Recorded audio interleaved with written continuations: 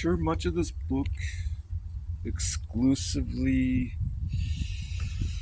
deals with the nation of Israel in particular, and also the origins of the nation of Israel, how they began, the original sources, what catapulted them to be amongst other nations as supposedly superior, or at least that was the intent of God.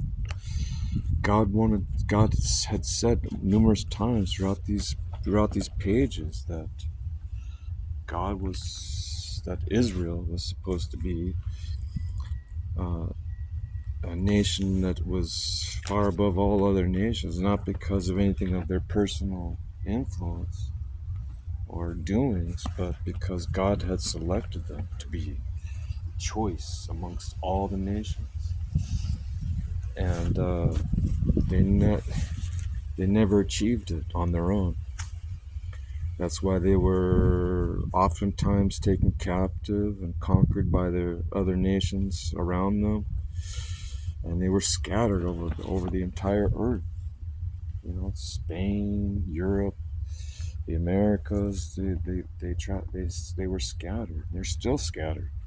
Although they did reestablish their nation back in 1948, but I don't know if it was their doing. Although they were influencing they had a major influence, the Jewish leadership, but it took cooperation from other empires to help them establish an Israeli state, an Israeli country.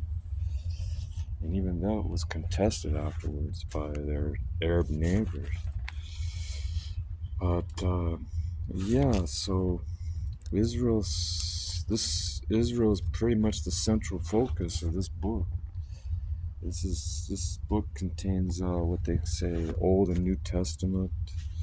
The Old Testament is considered from the Jewish Judaism, from Genesis to the minor prophets. You have the narrative, the historical.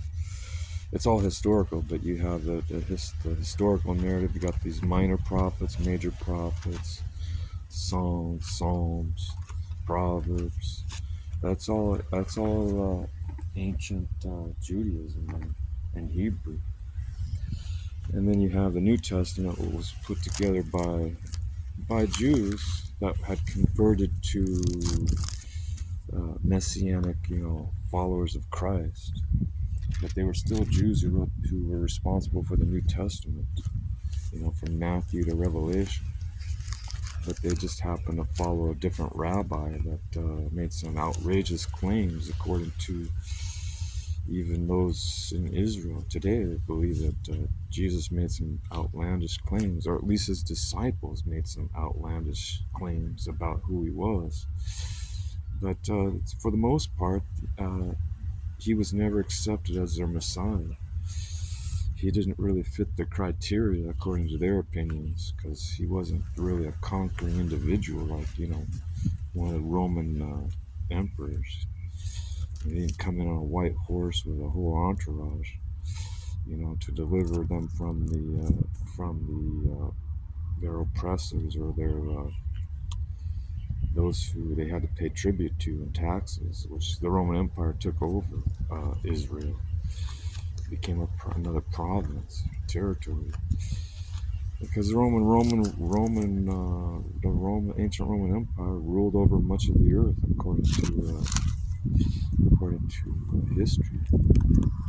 And they ruled over all the United Kingdom areas, parts of Europe.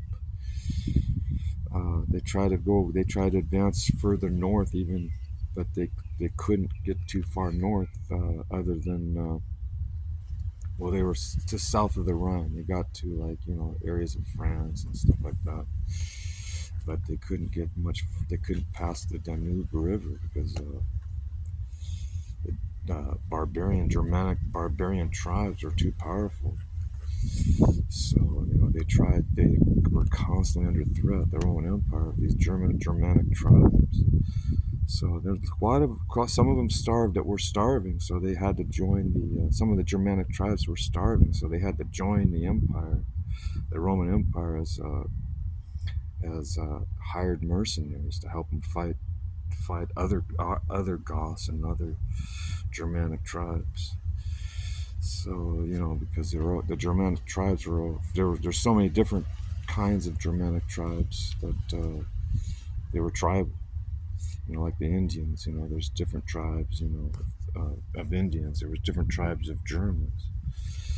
They were considered barbarians. Anyone who didn't speak the language of the Roman Empire was considered a barbarian.